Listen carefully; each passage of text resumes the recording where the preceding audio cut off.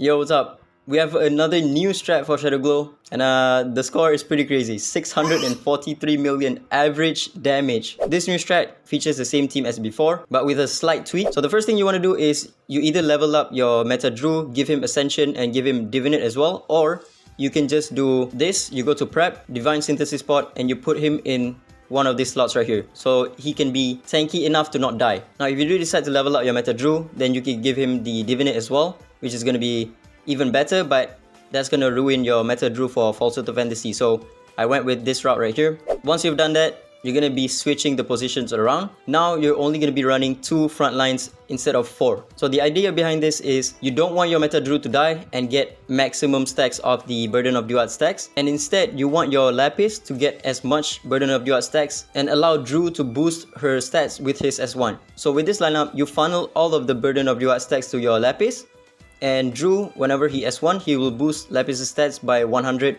every single time. And also some changes to the relics as well. You want Lapis to be somewhat fast but not too fast. This is a pretty good amount of speed, and then just pump as much damage as possible. And then your Sakura is going to be the fastest in the team. This is very important. You want her to be on the Harmony set, and the 2-piece set does not matter because you want to have this buff up at the start of combat. This is very important. Your Metadru is going to be on Fast Relief set and counter. Make sure he doesn't die, and then Lu Sheng is going to be on the Astral set. The reason for this is because you want to take as many turns as possible and spam S1 so that your units can spam their relief set. You want your Metadru to spam his S1 as much as possible.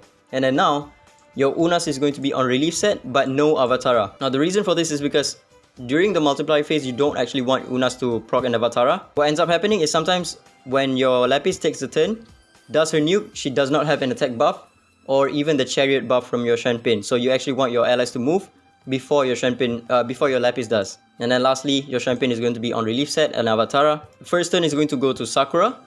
The reason for that is because you want your Lapis to be somewhat tanky. If you don't have Sakura's S3, your Lapis is just going to die.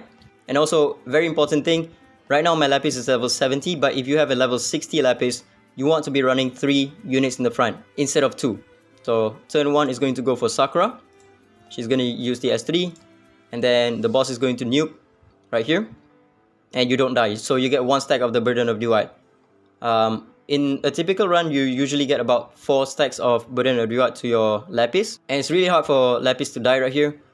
If you get really unlucky and you proc like Shenpin counter attack and then Lapis S1 and then the boss hits all crits on you, you can sometimes die, but I've only had 1 run where Lapis dies. So yeah, it's very safe for Lapis to not die, especially if you have a level 70. I'll show you how to set up if you have a level 60 Lapis in a bit. But again, the perfect scenario for this team is going to be Lapis using her S1 3 times during the before the multiply phase, and then your Metadru procs his S1 as many times as possible. So this is the reason why you put Metadru in front of Unas and Shenpin, because you want to prioritize his S1 over the rest, right?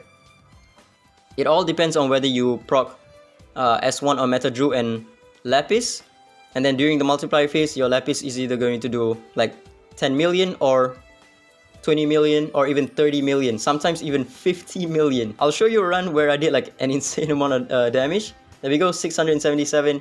The average for this team, oh, I don't want to do it, I don't want to win.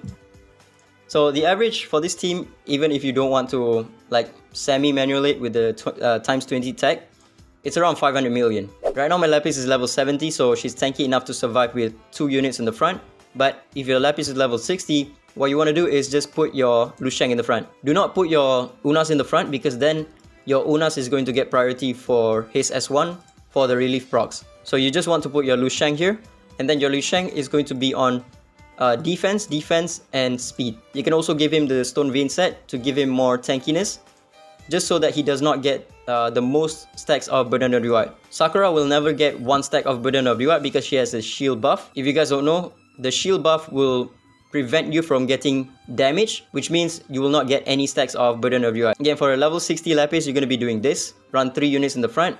And for a level 70 Lapis, you're going to do this, 2 units in the front. And the back row is going to be Drew on the far left, Unas in the middle, and then Shenpin on the far right.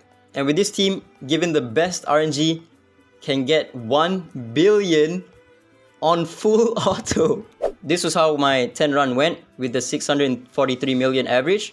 700 million, 700 million, and look at this.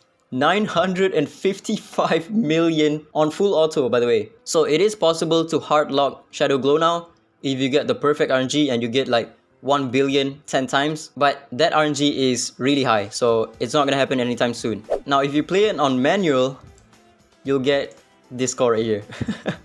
So in order to get this 1.4 billion score, all you have to do is pray and just, you know, proc as many S1 on Drew as possible to the point where you ignore defense, right? And the way you want to play it on manual is every single time you get your turn with Xuan Pin, you want to use her S2 and then use her S3 on herself. So that way she will get 2 turns every single turn that she takes. And then you're going to be spamming S1 on the rest of your units, except for Sakura on the first turn. The first turn you're going to be using Sakura's S3, and then after that you just want to be spamming S1 on her.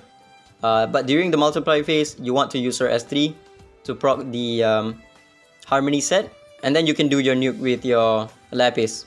Look at the damage right here. 61 million damage. Oh my goodness. 76 million during the multiply phase. The boss basically has 0 defense at this point, because I've been spamming Drew's S1 a ton of times. So yeah, you're going to be using the same team, but with a slight tweak on the positioning. Again, you don't need R6 Unas for this to work. You can still run this team with an R0 Unas, R0 Xuan Pin even. The reso that matters the most is going to be Lapis, her R6 for all of the extra stats that you get, and also Sakura as well, her R6. If you don't have R6 Unas, you can still use this team. Even without R6 Xuan Pin, you can still use this team, but your score is going to be maybe about 100 to 150 million less. That's about it. Ciao.